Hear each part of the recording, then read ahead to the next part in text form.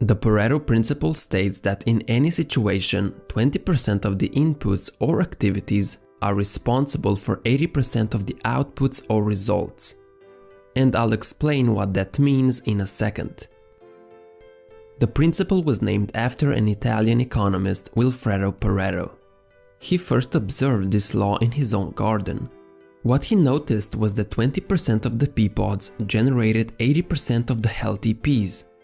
This observation led him to discover that 80% of the land in Italy was owned by just 20% of the population. And we can see this concept everywhere in our daily lives. For example, you wear 20% of your clothes 80% of the time. In a book, 20% of its pages contain 80% of the most important information.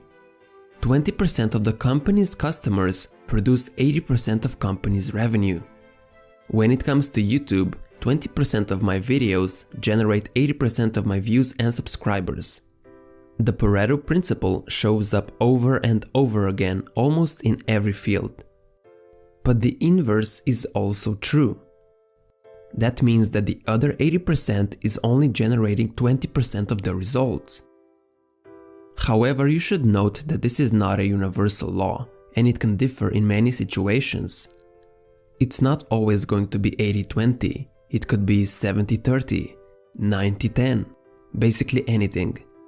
The point is that the majority of results come from minority of causes, and the minority of results come from the majority of causes.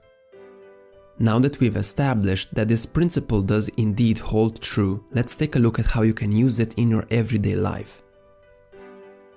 Time is our most precious resource.